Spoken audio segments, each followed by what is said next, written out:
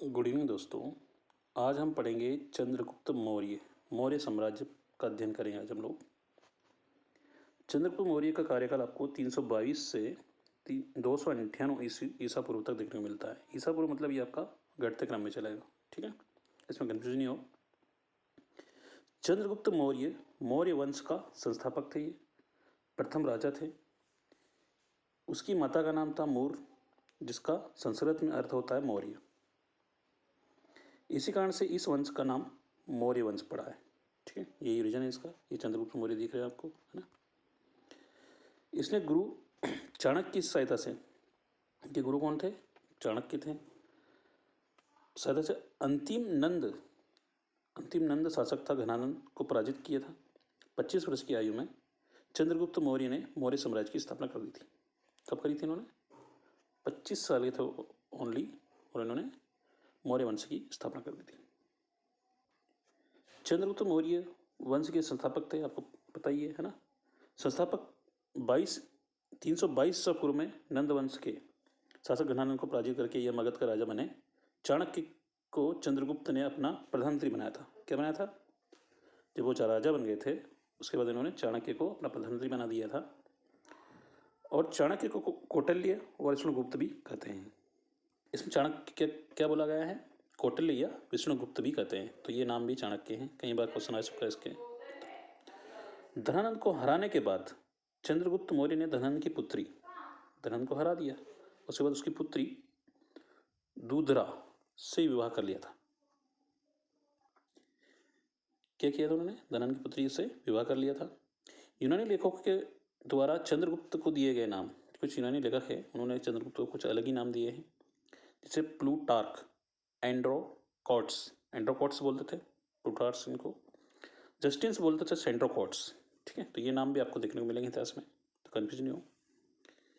आगे चलेंगे तो यहाँ पे आपको यह 1793 में, ये सन आपको इम्पोर्टेंट है, 1793 में सर विलियम जोन्स ने सर्वप्रथम यह बताया था, यह अंग्रेज अधिकारी था, इसने बताया था कि यह नाम चंद्रगुप्त मौर्य के हैं। कौन से? एंड्रोकॉट्स और सेंड्रोकॉट्स, ठीक है। मध्य प्रदेश में मौर्य वंश। चंद्रगुप्त मौर्य पुराणों के अनुसार चंद्रगुप्त के राज्य की सीमाएं उत्तर से हिमालय से लेकर दक्षिण में मैसूर तक फैला हुआ था। ये कहाँ तक फैला हुआ था? मैसूर तक फैला हुआ था। तब पूर्व में बंगाल की खाड़ी से लेकर पश्चिम में हिंदूकुश पर्वत तक विस्तृत थी। अतः संपूर्ण मध्य प्रदेश इसके अंतर्गत था, मतलब मध्य प्रदेश के बीच में आ रहा था, है ना। जैन ग्रंथ रमण चुंडारम चरी के अनुसार, ये ग्रंथ है, जैन ग्रंथ है ना, उसके अनुसार अवंती के राजा थे महेश्वर को हराकर, अवंती को जीता था इन्होंने। अवंती अधिपत्य की उपाधि धारण की थी। यहाँ से भी एक जो इनकी कन्या थी उनसे विवाह किया था यहाँ पे। तो मध्य प्रदेश में भी इनका ससुराल माना जाता है। ब्राह्मण साहित्य पुराणविद चंद्रगुप्त मौर्य को शूद्र बौद्ध एवं जैन ग्रंथ क्षत्रिय तथा विशाखादत्त कृत या मुद्रा राक्षस में वर्षण या निम्न कुल का बताते हैं। इसमें निम्न कुल का बताया इनको, ठीक है। 305 ईस्वी में चंद्रगुप्त ने तत्कालीन यूनानी शासक सेल्यूकस निकेटर को पराजित किया था। कब किया था? 305 में सेल्यूकस निकेटर को पराजित कर लिया था। संधि हो जाने के बाद, इनसे संधि कर ली थी उसके बाद, है ना। संधि हो जाने के पश्चात सेल्यूकस ने चंद्रगुप्त को 500 हाथी लेकर बदले में एरिया, हेरात जिसको बोलते हैं ना, अरा कोरिसिया, कंधार, जेड्रोसिया या पनीट्सडाई, काबुल जिसको काबुल बोलते हैं, अफगानिस्तान में पड़ेगा आपका, के क्षेत्र कुछ भाग दे दिए थे, ठीक है। दोनों देशों के बीच वैवाहिक संबंध स्थापित होते हैं। यहाँ से भी इन्होंने वैवाहिक संबंध स्थापित किए थे। मतलब इन राजाओं में एक ही क्वालिटी थी कि जहाँ पे ये युद्ध लड़ते थे, जहाँ जीत जाते थे वहाँ ये शादी कर लेते थे, ठीक है। सेल्यूकस ने अपनी पुत्री का विवाह चंद्रगुप्त से करके उपयुक्त चारों प्रांत दहेज के रूप में दे दिए थे। देखो, ठीक है, सेल्यूकस ने भी यहाँ पे उनकी पुत्री थी, उनका विवाह कर दिया और उनको दहेज में दे दिया था। तथा मेगास्थनीज ने चंद्रगुप्त और सेल्यूकस के युद्ध का वर्णन कहाँ किया? मेगास्थनीज ने कहाँ किया इसका वर्णन? एपियानस ने किया है। चंद्रगुप्त मौर्य का साम्राज्य उत्तर, हम पढ़ चुके इसको, उत्तर पश्चिम में ईरान, फारस से लेकर पूर्व में बंगाल तक, उत्तर में कश्मीर से लेकर दक्षिण में उत्तर कर्नाटक तक, मैसूर तक फैला हुआ था इनका, है ना साम्राज्य। देखिए आपको डायग्राम देखने में मिलेगा, ये पूरा पाकिस्तान सारा आ जाएगा आपके पास, है ना, काबुल वाबुल सब इन्होंने अपने राज्य में, बंगाल को भी अपने अंडर में कर लिया था। ओनली ये राज्य छूट गए थे ना अपने, ये उस टाइम क्या था, म्यांमार के अंडर में थे ये लोग, है ना, इसलिए छूट गए थे। चंद्रगुप्त मौर्य की दक्षिण भारत की विजय, ये दक्षिण भारत में यहाँ से है ना, ये दक्षिण भारत है हमारा। चंद्रगुप्त मौर्य की दक्षिण भारत की विजय के विषय में जानकारी तमिल ग्रंथ से मिलती है। कहाँ से मिलती है? तमिल एक ग्रंथ है, वहाँ से मिलती है। अहनार नूर और मुरनानूर तथा अशोक के अभिलेखों से मिलती है। ये अभिलेख अशोक के, यहाँ से भी इनको जानकारी मिलती है कि चंद्रगुप्त ने यहाँ पे राज किया था। ठीक है, ये अशोक के कार्यकाल में इन्होंने बनाया था अभिलेख, उनसे मिलती है जानकारी। बंगाल पर चंद्रगुप्त की विजय महास्थान अभिलेख से प्रकट होता है। कहाँ से होता है? महास्थान से। अपने जीवन के अंतिम चरण में पुत्र के पक्ष में सिंहासन छोड़कर क्या किया चंद्रगुप्त ने? चंद्रगुप्त मौर्य जो है अपने जीवन के अंतिम चरण में उन्होंने क्या, पुत्र के सिंहासन दे दिया था, ठीक है, छोड़ दिया। और चंद्रगुप्त मौर्य ने जैन मुनि ये इंपॉर्टेंट है, भद्रबाहु से जैन धर्म की दीक्षा ले ली थी। क्या ली थी ना? दीक्षा ले ली थी। और श्रवण बेलगोला जो कि आपका मैसूर में पड़ता है, ये आपका यहीं पड़ेगा, ये वाला ना, ये वाला एरिया कर्नाटक में है ना।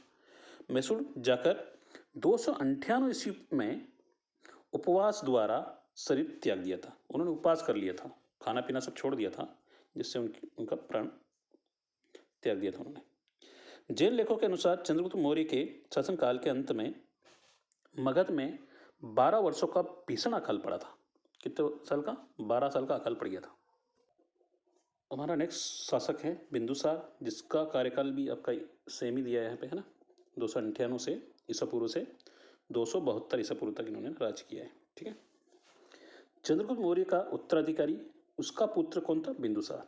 ये बिंदुसार जी है, देखिए ये महान शासक नहीं थे, लेकिन इनको विरासत में मिली थी सब, जो भी मिला था, है ना। यूनानियों ने उन्हें अमित्रघात बोला है। क्या बोला है? अमित्रगत। अमित्र चेट से एलिट्रोचेटस नाम से पुकारा जाता था, जिसका अर्थ है शत्रुओं का नाश करने वाला। बिंदुसार मौर्य चंद्रगुप्त मौर्य का उत्तराधिकारी बना था। उसकी माता का नाम क्या था? यहाँ पे दुर्धरा था। क्या नाम था? ये आ सकता क्वेश्चन कि बिंदुसार की माता का नाम क्या था? दुर्धरा, है ना। दुर्धरा से विवाह किया था, किससे? घनान की पुत्री थी ये भी इंपॉर्टेंट है आपका। बिंदुसार को अमित्रघात भी कहते हैं। ठीक है, क्या कहते हैं? अमित्रघात भी कहते हैं। अमित्रघात का अर्थ शत्रुओं का नाश करने वाला।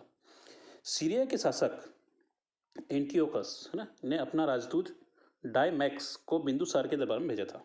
कहाँ भेजा था? बिंदुसार के दरबार में भेजा था। बिंदुसार ने सीरिया के नरेश से अंजीर, मीठी शराब, यूनानी दार्शनिक की मांग की थी।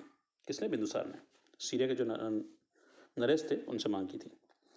एंटियोकस ने 2 वस्तुएं, मीठी शराब और अंजीर तो भिजवा दिया, परंतु यूनानी दार्शनिक की मांग को ठुकरा दिया। ठीक है, किसको ठुकरा दिया? यूनानी दार्शनिक की मांग को ठुकरा दिया था। उन्होंने कहा कि यूनानी कानूनों के अनुसार दार्शनिक का क्रय विक्रय नहीं किया जाता है। ठीक है, उन्होंने मना कर दिया, नहीं देंगे, क्रय विक्रय हम बेचेंगे नहीं। बिंदुसार अजीवक संप्रदाय का अनुयायी था। कौन था? अजीवक संप्रदाय का अनुयायी था ये। बिंदुसार के समय तक्षशिला में विद्रोह हो गया। कहाँ हो गया था? तक्षशिला में विद्रोह हो गया था। उस समय तक्षशिला का राजकुमार बिंदुसार का बड़ा बेटा सुसीम था। कौन था? बिंदुसार का बड़ा बेटा कौन था? वैसे बिंदुसार के 99 बेटे थे। ठीक है, ये भी शादी करने में माहिर था। कितने पुत्र थे इसके? 99, सॉरी 100 थे टोटल, है ना, अशोक सहित 100 थे। तो हम आगे और पढ़ेंगे। यहाँ का शासक कौन था? राजकुमार बिंदुसार का बेटा सुसीम था। वह विद्रोह को दबाने में असफल रहा। उस तक्षशिला दबाने में, विद्रोह को दबाने में वो असफल रहा। तब बिंदुसार अपने छोटे पुत्र, क्योंकि ये सुसीम से छोटा था अशोक, है ना, छोटे पुत्र जो उस समय अवंती का राज्यपाल था, क्या था वो? अवंती के राज्यपाल नियुक्त किए थे। उसे विद्रोह को दबाने के लिए भेजा था। क्या किया? अशोक को बोला कि तुम चले जाओ और वहाँ पे विद्रोह दबा के आओ, ठीक है। तो अशोक ने बड़े ही क्रूरता पूर्वक विद्रोह को दबा दिया। क्या किया यहाँ पे? अशोक ने अपनी जो भी युद्ध वाली चाल नीति जो भी अपनाई होगी, जिससे उन्होंने युद्ध को खत्म कर दिया या क्रूरता से दबा दिया था, ठीक है। बिंदुसार की मृत्यु के बाद अशोक मगध के सिंहासन पर बैठ गया था। कब बैठा था? बिंदुसार बौद्ध ग्रंथ दीपवंश और दिव्यदान के अनुसार, ये मध्य प्रदेश की बात हो रही है ना। बौद्ध ग्रंथ में दीपवंश जो बौद्ध के ग्रंथ थे, दीपवंश एवं दिव्यदान के अनुसार बिंदुसार ने अशोक को अवंती का राज्यपाल नियुक्त किया था। पहले तो क्या किया था? राज्यपाल बनाया था कि इसको अवंती को आपको देखना है ना। आजकल जैसे आपके राष्ट्रपति राज करते हैं और राज्यपाल नियुक्त करते थे, वैसे ही काम था यहाँ पे। अशोक ने अवंती को जीतकर मगध ना, अवंती को जीतकर मगध साम्राज्य में मिला लिया था। क्या किया था यहाँ पे? अवंती किसी और के हाथ में होगी इस टाइम, तो उसने उसको जीत के मगध में मिला लिया था, ठीक है। जानकारी बुद्ध घोष से मिलती है। कहाँ से मिलती है? बुद्ध घोष से मिलती है। समंत पासदिका से प्राप्त होती है। तो राजा तो उन्होंने घोषित कर ही दिया था यहाँ पे। कुछ फैक्ट और बचे इसके। बिंदुसार ने मौर्य साम्राज्य का विस्तार दक्षिण तक कर लिया था, ठीक है। वो तो पहले से ही था उनका, है ना, लेकिन उन्होंने भी करके रखा था। उसके द्वारा 16 राज्यों को साम्राज्य के अधीन कर लिया था। कितने राज्यों को? 16 राज्यों को। 16 महाजनपद जिसको बोलते ही है ना, पहले थे ही जनपद है 16, आजकल राज्य बोलने लगे, जिससे भारतीय प्रायद्वीप पर विजय प्राप्त हुई थी। दक्षिणी राज्यों के अलावा एकमात्र राज्य जो बिंदुसार के नियंत्रण में नहीं था वो कौन सा था? कलिंग था, है ना। बाकी को उन्होंने कर लिया था। कलिंग कौन करेगा? अशोक करेगा, ठीक है। उनका शासन यूनानियों के साथ निरंतर संबंधों के महत्वपूर्ण था। ये यूनानियों से अच्छा संबंध था उनका, ठीक है। कौटिल्य अपने कार्यकाल के दौरान प्रधानमंत्री के रूप में बने रहे थे। जब कौटिल्य क्या थे? प्रधानमंत्री बने हुए थे उस टाइम पे, है ना। अब हमारा अगला शासक है बिंदुसार का उत्तराधिकारी अशोक। अशोक का जन्म 304 ईसा पूर्व में पाटलिपुत्र में हुआ था। कहाँ हुआ था इनका जन्म? पाटलिपुत्र में हुआ था। बौद्ध ग्रंथों के अनुसार अशोक ने राजा बनने के लिए 99 भाइयों की हत्या की थी। कितने भाइयों की? क्योंकि बिंदुसार ने तो उनको राजा घोषित कर दिया था, बट उनको भाइयों में संघर्ष होता ही है ना, हर जगह देखा हमने। तो उन्होंने 99 भाइयों की हत्या करके अपनी राजगद्दी संभाली थी। 269 है ना, 269 ईसा पूर्व अशोक का राज्याभिषेक हुआ था। कब हुआ था इसका? ये राजा कब बने थे? 269 में राजा बने थे अशोक, और 304 में इनका जन्म हुआ था, ठीक है, याद रखें। अशोक की माँ का नाम सुभद्र दांगी था, दांगी था, ठीक है। राज्याभिषेक के 8वें वर्ष, जब 8 वर्ष हो गया था, उसके पश्चात 261 ईसा पूर्व में अशोक ने कलिंग पर आक्रमण किया। 8 वर्ष तक उन्होंने अवंती राज्य किया था, उसके बाद उन्होंने कलिंग पर आक्रमण कर दिया था और कलिंग को जीत लिया था। कलिंग को जीत भी लिया था, पर कलिंग में हुए भीषण नरसंहार को देखकर अशोक का हृदय परिवर्तन हो गया था। तो अशोक का हृदय परिवर्तन हो गया, है ना। इसके बाद अशोक ने बौद्ध धर्म अपना लिया था। कौन सा अपना लिया था? बौद्ध धर्म अपना लिया। और बौद्ध धर्म की शिक्षा अशोक को उपगुप्त ने दी थी। किसने दी थी? उपगुप्त ने थी। इंपॉर्टेंट है। अशोक का बौद्ध धर्म उसका व्यक्तिगत धर्म था। उसने कभी भी बौद्ध धर्म का राजकीय धर्म घोषित नहीं किया था, उसने व्यक्तिगत रखा था। क्योंकि चंद्रगुप्त मौर्य ने कौन सा धर्म अपनाया था? जैन धर्म अपनाया था, बट अशोक ने अपने हिसाब से बौद्ध धर्म अपना लिया, ठीक है। तो उन्होंने राजकीय धर्म घोषित नहीं किया था उसको कि सभी लोग ग्रहण करें, जिसको करना करे, जिसको नहीं करना नहीं करे, है ना, ऐसा था। दबाव नहीं था इसमें, लेकिन प्रचार प्रसार कर रहे थे वो। अशोक ने बौद्ध धर्म के प्रचार प्रसार के लिए अपने बेटे महेंद्र और बेटी संघमित्रा को श्रीलंका भेजा था। कहाँ भेजा था? श्रीलंका। जो हम देखते हैं ना इंडिया के बाजू में आपका इस तरह से एक मिलता है, वहाँ श्रीलंका भेजा था। अशोक ने अजीवक संप्रदाय के लोगों के लिए गया में बराबर की पहाड़ियाँ, ये बराबर की पहाड़ियाँ हैं, है ना, पहाड़ियों में 4 गुफाओं का निर्माण करवाया था। बराबर की पहाड़ियों में, कहाँ पे? गया आपका बिहार में पड़ेगा, वहाँ पे इन्होंने 4 गुफाओं का निर्माण भी करवाया था। अशोक ऐसे राजा थे भारत के जो पहले शासक थे जिन्होंने शिलालेख बनवाए थे, ठीक है, जिसने अपने संदेशों को अभिलेखों के माध्यम से जनता तक पहुंचाया था। अशोक के अभिलेखों की भाषा प्राकृत थी, है ना, जिसे 4 लिपियों में लिखा गया है। कौन कौन सी लिपि इनकी? ब्राह्मी लिपि, खरोष्टी लिपि, अरमाइक लिपि और ग्रीक लिपि। तो ब्राह्मी लिपि में क्या लिखा? यह अभिलेख भारत में मिले हैं। ठीक, कहाँ मिले? ये भारत में मिले हैं ब्राह्मी लिपि में। खरोष्टी लिपि में आपको पाकिस्तान में देखने को मिलेंगे। अरमाइक लिपि ये अफगानिस्तान में मिलेंगे। ठीक है, और ग्रीक लिपि आपको अफगानिस्तान के उत्तरी सीमा में मिलेंगे। तो उन्होंने जिस तरह से जनता जहाँ निवास करती है उसका आपसे अपनी लिपि में लिखवाए थे। ठीक है, खरोष्टी लिपि दाएं से बाएं लिखी जाती है। कौन सी खरोष्टी लिपि क्या होती है? दाएं से बाएं। अशोक के अभिलेखों को पढ़ने की पहली सफलता 1837 ईस्वी में जेम्स प्रिंसेस को मिली थी। किसको मिली थी? जेम्स प्रिंसेस को मिली थी।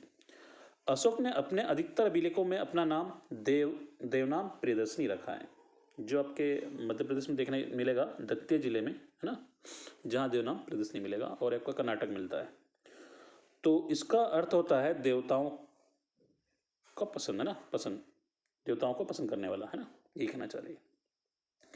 मध्य प्रदेश की गुर्जरा देख लो, गुर्जरा अभिलेख आपका दतिया में देखने को मिलेगा, वहाँ पे आपको देवनाम प्रियदर्शनी नाम देखने को मिलेगा। और कर्नाटक की मस्की, है ना, वहाँ पे देखने को मिलेगा। नेदर्थ और उदय गोलान अभिलेखों में अशोक का स्पष्ट नाम अशोक लिखा हुआ है। ठीक है, स्पष्ट नाम क्या लिखा है? अशोक लिखा हुआ है। राजस्थान के भाब्रू अभिलेख में अशोक ने खुद को मगध का सम्राट बताया है। भाब्रू अभिलेख है आपका राजस्थान का, उसमें उन्होंने खुद को अशोक का सम्राट खुद को मगध का सम्राट बताया है। अशोक की धम्म यात्रा क्या थी, ये भी देख लेते हैं हम लोग, है ना। अशोक ने लोगों को नैतिकता सिखाने के लिए जो नियम, नैतिकता सिखाने के लिए मतलब ईमानदार बनाना सारा था वो, जो नियम कानून की संहिता बनाई उसे ही धम्म कहते हैं। क्या बोलते हैं? धम्म कहते हैं। ये धम्म क्वेश्चन भी कई बार आ चुका है ना, इसको भी थोड़ा ध्यान से पढ़े। अशोक का धम्म स्वनियंत्रण पर आधारित था। स्वनियंत्रण पर आधारित था ये। अशोक ने कहा है कि व्यक्ति अपने माता पिता की आज्ञा माने। क्या बोला? कोई व्यक्ति अपने माता पिता की आज्ञा मानना चाहिए। ठीक है, व्यक्ति ब्राह्मण तथा भिक्षु का आदर करे, ब्राह्मण और भिक्षु का आदर करे, ये बोला उन्होंने। व्यक्ति दास तथा सेवकों के प्रति उदार रहे। व्यक्ति जो जियो और जीने दो का पालन करना चाहिए, मतलब किसी की हत्या नहीं करना चाहिए। यही उनमें गुण आए थे उस टाइम, है ना। अब हम अशोक का कुछ एमपी में भी अच्छा राज किया था उन्होंने, क्योंकि यहाँ से अशोक के एमपी में ज़्यादातर क्वेश्चन देखने को मिलते हैं, उसका भी डिस्कस कर ले रहे हैं। अशोक 11 वर्षों तक अवंती का राज्यपाल रहा। कब तक रहा? 11 वर्षों तक राज्यपाल रहा। कहाँ पे? उज्जैन में। अवंती बोले तो उज्जैन, क्योंकि यहाँ पे अवंती भी दो तरह की होती है, एक तो उत्तरी अवंती और एक दक्षिण अवंती। तो दक्षिण अवंती पे तो ससुराल किसका था? आपका चंद्रगुप्त मौर्य का था, लेकिन यहाँ पे बेसनगर विदिशा में इनका ससुराल था अशोक का। तो हम पढ़ेंगे इसको। इसका विवाह विदिशा की वैश्य कन्या महादेवी से हुआ था। किससे हुआ था? विदिशा की वैश्य कन्या थी, मतलब आपका व्यापारी था, उनकी पुत्री से इनका विवाह था। अशोक ने अपनी पत्नी के लिए अपनी पत्नी के लिए उज्जैन के कानीपुरा में वैश्य टेकरी का निर्माण करवाया है। वैश्य टेकरी का निर्माण करवाया उन्होंने, घूमने फिरने के लिए पार्क का निर्माण करवाया है ना। अशोक के शासनकाल में अवंती का राज्यपाल कुणाल को नियुक्त किया था। किसको नियुक्त किया था? कुणाल को। जब आप उज्जैन जाओ तो वैश्य टेकरी जरूर देख के आओ, है ना। कुणाल के शासनकाल में कुणाल का पुत्र संप्रति अवंती का राज्यपाल था। कुणाल का शासनकाल आया होगा उस टाइम, उनका जो पुत्र था वो अवंती का राज्यपाल रहा था, है ना। राजकुमारों की सहायता के लिए उज्जैन में 12 प्रकार के अधिकारी नियुक्त किए थे। राजकुमारों की सहायता के लिए क्या कहते हैं? उज्जैन में 12 प्रकार के अधिकारी नियुक्त किए थे। अंतिम मौर्य शासक वृद्धत था, है ना। कौन था? वृद्धत था। अशोक ने अपराधियों को दंड देने के लिए उज्जैन में एक नरक घर बनाया था। उज्जैन में क्या किया था उन्होंने? एक नरक घर का निर्माण किया था यहाँ पे, जिसमें वर्तमान उज्जैन में भैरवगढ़, आपका भैरव मंदिर हम जाते ही है ना, दारू चढ़ती है वहाँ पे, तो भैरवगढ़ जेल संचालित है। यहाँ पहले भैरवगढ़ एक जेल संचालित होती थी, ये कहा गया यहाँ पे, है ना, भैरवगढ़ में। अशोक भूमि कर के रूप में अवंती की जनता से भूमि की उपज का छठवां भाग लेता था। 5 भाग उनको दे देता था और छठा भाग वो खुद ले लेता था। ठीक है, ये काम था उनके पास, जिसे भाग कहते हैं। अवंती राज्य के से लगभग 12,000 पण आय होती थी। कितनी होती थी? 12,000 की इनकम आती थी उसकी। ठीक है, पण मतलब चांदी का सिक्का। पण की संख्या किसको दी है? चांदी का सिक्का। 4 भाग तांबा, 1 भाग लोहा और शीशा हो सकता था, है ना, और 11 भाग चांदी होती थी इसमें। मतलब सिक्के का नाम है ये, पण। ठीक है, उसमें सिक्के को पण बोला जाता था।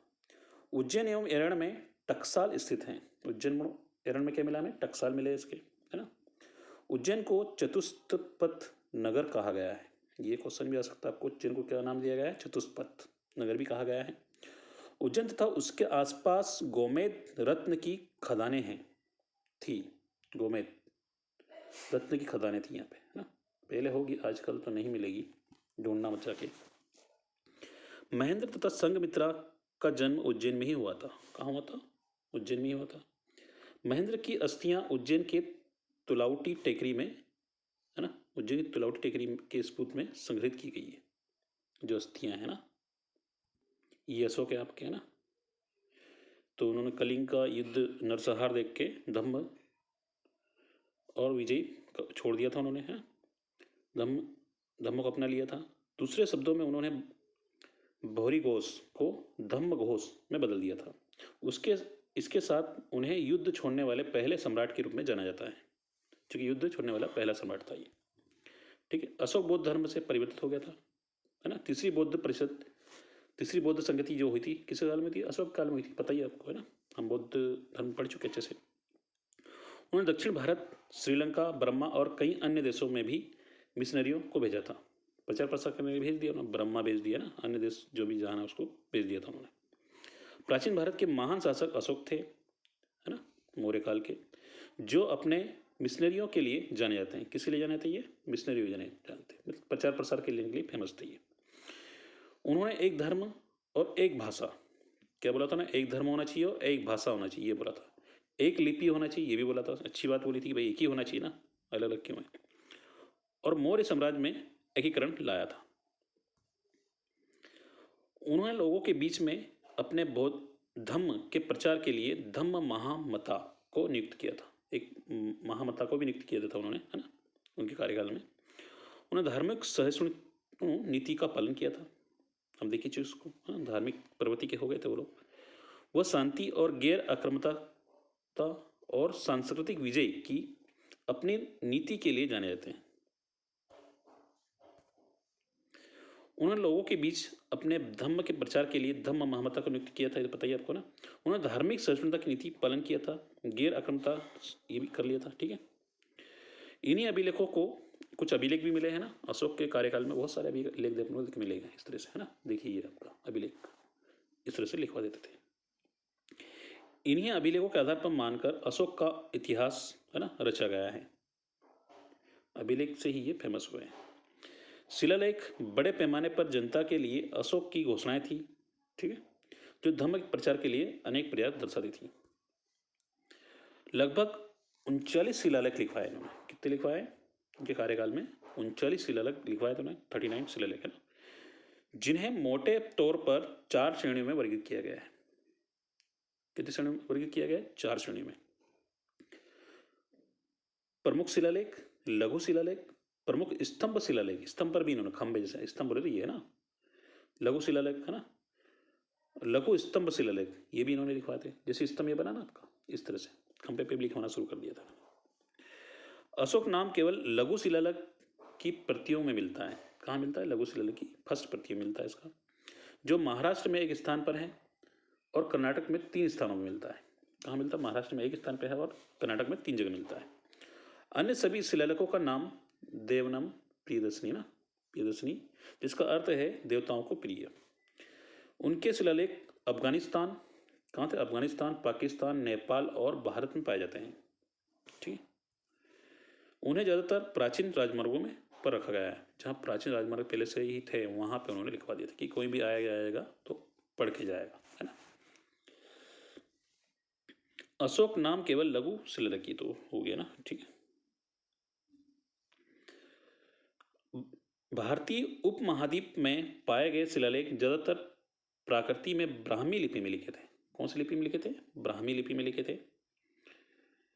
जबकि उत्तर पश्चिमी, जो कि आपके उपमहाद्वीप भारतीय है ना, भारतीय उपमहाद्वीप है, वहां पे उन्होंने किस में लिखे थे? ब्राह्मी लिपि में लिखे थे।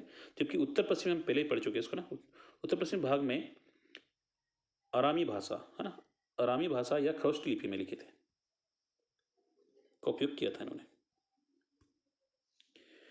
अर्थशास्त्र कौटिल्य द्वारा संस्कृत में लिखा गया। ये कुछ आपके मौर्य साम्राज्य के साहित्य स्रोत भी है ना, उसको भी हम देख ले रहे हैं। अर्थशास्त्र कौटिल्य द्वारा संस्कृत में लिखा गया था, है ना। अर्थशास्त्र संस्कृत किसने लिखा था? कौटिल्य ने संस्कृत में लिखा था, ठीक है। कौटिल्य चंद्रगुप्त मौर्य के समकालीन थे, पता ही हमें, है ना, उनके गुरु थे। अर्थशास्त्र राज्य के प्रशासन के लिए आवश्यक संपूर्ण कानूनी और नौकरशाही ढांचे में संबंधित थे। मौर्य शासन के कुछ सदियों बाद इसे संकलित किया गया था। फिर भी इस पुस्तक में के बारे में मौर्य प्रशासन प्रमाणिक जानकारी है। इसमें 15 पुस्तकें हैं। कितनी पुस्तकें? 15 पुस्तकें और 180 अध्याय है यहाँ पे, और वे 3 व्यापक प्रभागों में विभाजित हैं। मौर्य साम्राज्य के साहित्य, इसमें मुद्रा राक्षस फेमस है ना, इसमें आपको मौर्य साम्राज्य का वर्णन मिलेगा। मुद्रा राक्षस जो कालिदास के द्वारा लिखी गई है। मुद्रा राक्षस संस्कृत में विशाखा दत्ता द्वारा लिखी गई है, सॉरी विशाखा दत्ता द्वारा लिखी गई है ना, विशाखा दत्त द्वारा लिखी गई है। एक नाटक है। यद्यपि यह कार्य गुप्त युग का है, चूंकि आपका कालिदास आएगा गुप्त साम्राज्य में आएगा, ठीक है, तो उसको थोड़ा विशाखा दत्त ने लिखी थी, है ना। यद्यपि यह कार्य गुप्त युग का है, यह मौर्यों के अधीन सामाजिक आर्थिक स्थितियों की एक छवि देता है। गुप्तकाली पढ़ेंगे हम लोग आगे, है ना। इसमें कौटिल्य के मार्गदर्शन में नंदो और चंद्रगुप्त मौर्य की जीत का विस्तार से वर्णन किया गया है। इंडिका, इंडिका भी लिखी गई है ना। इंडिका को ग्रीक राजदूत मेगास्थनीज ने लिखा था। किसने लिखा था? मेगास्थनीज ने लिखा था इंडिका को। सेल्यूकस ने चंद्रगुप्त मौर्य के दरबार में भेजा था इसको, ठीक है, जिसे सेल्यूकस ने चंद्रगुप्त मौर्य के दरबार में भेजा था। सेल्यूकस ने भेजा था इसको ना, मेगास्थनीज को। तो इन्होंने यहाँ पे लिखी थी इंडिका। उन्होंने राजधानी शहर पाटलिपुत्र और मौर्य साम्राज्य के प्रशासन का लेखा जोखा लिखा था। मौर्य साम्राज्य का पतन, पतन कैसे हुआ ये भी देख लेते हैं हम लोग, है ना। 332 ईसा पूर्व में अशोक शासन के अंत के साथ मौर्य साम्राज्य का विघटन हो गया, शुरू हो गया था, है ना। अशोक का कार्यकाल अच्छा था, उसके बाद में जो भी शासक रहे थे उन्होंने अच्छा कार्यकाल नहीं था उनका, है ना, इसलिए धीरे धीरे वो दूसरों ने अधिकार कर लिया था। जैसे वृहदत्त आपका लास्ट रहेगा, वृहदत्त जो आपका शासक है ना वो लास्ट है आपका। उसके बाद आपका सुंग वंश की स्थापना हो जाएगी। कई कारकों, पुष्यमित्र सुंग ने उसकी हत्या कर दी थी, उनका सेनापति था और उसकी हत्या कर देता, तो वो सुंग वंश की स्थापना कर देता, है ना। तो आगे हम इसको मौर्य कालीन में पढ़ेंगे इसको। कई कारकों के कारण विशाल साम्राज्य का पतन और अंत हुआ था। वित्तीय संकट आ गया था यहाँ पे, दमनकारी नियम बन गए थे, नए ज्ञान का प्रसार हो गया था, उत्तर पश्चिम सीमांत की अपेक्षा हुआ था, ठीक है, ये कारण रहे थे। कुछ महत्वपूर्ण घटक और भी यहाँ पे। यूनानी इतिहासकारों के अनुसार, है ना, यूनानी इतिहासकारों के अनुसार चंद्रगुप्त की सेना में 6 लाख पैदल सेना थी, 30,000 अश्वरोही घोड़े पर थे और 9,000 गज सेना थी, 8,000 रथ पे सेना थी। इतनी सारी सेना लेके चलता था, है ना। मैगस्थनीज के अनुसार सेना की देखरेख के लिए अलग से एक विभाग था उनके पास, एक अलग विभाग बना देता हूँ मैं। इस विभाग में 30 सदस्य थे। उच्च अधिकारियों को महामात्रा कहा जाता था। क्या कहा जाता था? महामात्रा। कौटिल्य के अनुसार राजा को परिस्थिति के अनुसार 3 प्रकार के युद्ध करना चाहिए: प्रकाश युद्ध, कूट युद्ध, तृष्णी युद्ध, है ना। प्रकाश युद्ध में क्या बोलते हैं? आमने सामने का युद्ध, ठीक है, प्रकाश युद्ध जिसको बोलते हैं।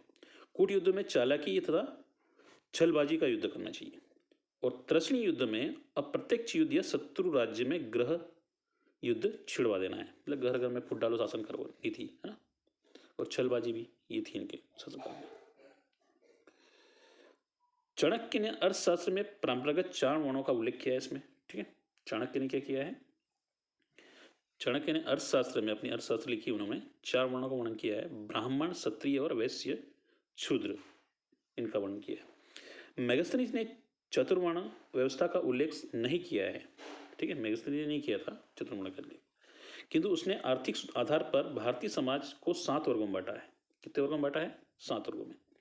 दार्शनिक, कर्षक, पशुपालक, व्यापारी, शिल्प, सैनिक, निरीक्षक और मंत्री। ठीक है, तो हम बारी बारी से अध्ययन कर लेते हैं। दार्शनिक किसको बोल रहा है? इसके अंतर्गत पुजारी होता था, ठीक है, भिक्षु और विद्वान होते थे। कृषक में 7 वर्गों में कृषकों को संख्या के सर्वाधिक बताया है ना। पशुपालन में पशुपालन का कार्य करते थे ये लोग। व्यापारी में अधिकांश लोग नगरों में निवास करते थे। कहाँ पे निवास करते थे? अच्छी बस्ती होगी नगर वाली है ना, वो निवास करते थे। सैनिक समाज में किसानों को बाद सैनिक का सर्वाधिक स्थान था, संख्या थी। ज्यादा किसान थे उसके बाद में सैनिक ही थे। निरीक्षक ये समाज में व्यवस्था का निरीक्षण करते थे। सुपरवाइजर इसको बोलते हैं आजकल हुआ वही है। मंत्री समाज में इसके अंतर्गत शासक वर्ग आता था, मंत्री बना दिया था इसने। मौर्य काल में लकड़ी के भवन हुआ करते थे। मौर्य काल में क्या? लकड़ी के भवन हुआ करते थे, जो वर्तमान पटना में मिलेंगे आपको। कहाँ मिलेंगे? पटना में। मौर्य काल में पत्थर के कुशल कारीगर होते थे, ठीक है, ये भी काम हुआ था। अशोक ने मध्य प्रदेश में सांची स्तूप बनवाया था, ठीक है, जो सबसे बड़ा स्तूप है। अशोक ने यूपी में बनवाया था। सारनाथ में अशोक के स्तंभ मिलेंगे आपको, सारनाथ में बनवाया था, जिस पर 4 पत्थर के शेरों को एक ही जगह पर रखा गया है। 4 पत्थर, जो हमारे भारत का निशान भी है, देखते हो आप लोग ना, 4 पत्थरों पे शेरों का निशान, भारत का सिंबल है ना, ठीक है, जो अहिंसा का सूचक है। किसका सूचक है? अहिंसा का। ये क्वेश्चन भी आ सकता है, जो कि आजकल ये ट्रेड चला आपका ना। किसका सूचक है? अहिंसा का। यही भारत का राष्ट्रीय चिन्ह है, भारत का राष्ट्रीय चिन्ह है। मौर्य काल में ये तो हो गया, सांची बची है ना, ये सांची है हमारा। ये डायग्राम के लिए रखा होगा है ना, ये देखिए, ये डायग्राम आपको जब रायसेन जिले का विजिट करो या भोपाल जाओ तो सांची जरूर जाए ना। लघु स्तंभ हम देख लेते हैं कौन कौन से। अशोक की राजकीय घोषणा जिन स्तंभों पर उत्कीर्ण है उन्हें साधारण तौर पर लघु स्तंभ कहा जाता है। लघु स्तंभ है प्राप्ति स्थल सांची, रायसेन जिले में स्थित है, है ना, मध्य प्रदेश में है। सारनाथ वाराणसी उत्तर प्रदेश में ही है, और ने इसकी खोज करी थी 1905 में। कौसम्बी इलाहाबाद के समीप है, ये कैप्टन मार्गम ने खोज करी थी इन्होंने। उर्मिन दई नेपाल में स्थित है, ये निगलीवा ये निगवलीय सागर में है, नेपाल में है ये, है ना, अपने भारत में नहीं है। फ्यूअर ने इसकी खोज की थी 1895 में। तो हमारे लिए इंपॉर्टेंट है सांची, ठीक है, सांची से क्वेश्चन बताते हैं। नोट, सांची सारनाथ एवं लघु स्तंभ में अशोक अपने महामात्रों को संघ भेद रोकने का आदेश देते थे। कौशाम्बी तथा प्रयाग या स्तंभों को रानी कारुवाकी ने दान दिया था, जिसके कारण इसे रानी का अभिलेख भी कहा जाता है, किसको? कौशाम्बी को। अशोक के अभिलेखों के संदर्भ में विषय तथ्य कुछ है हमारे, वो भी देख लीजिए आपको। अशोक के अभिलेखों की खोज सर्वप्रथम किसने की थी? टिपे थैलर ने, ठीक है। टिपे थैलर ने अशोक के शिलालेखों की खोज कब की थी? 1750 में की थी, इसी में की थी, ठीक है। किस श्रीलंकन प्रशासनिक अधिकारी ने सर्वप्रथम प्रियदर्शनी, है ना, प्रियदर्शनी की पहचान अशोक के साथ किया था? जॉर्ज टर्नर ने की थी। अशोक ने मस्की लघु अभिलेख की खोज सर्वप्रथम किसने की थी? बिडल महादेव ने की थी, ठीक है।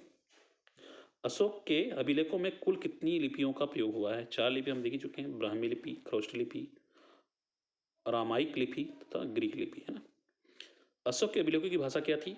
प्राकृत थी, ठीक है, भाषा प्राकृत थी, है ना, लिपि ये थी। थैंक यू, धन्यवाद, है ना सभी को। अगर आप मेरा लेक्चर अच्छा लग रहा है तो आप लाइक एंड शेयर करें और सब्सक्राइब करें। थैंक यू, धन्यवाद।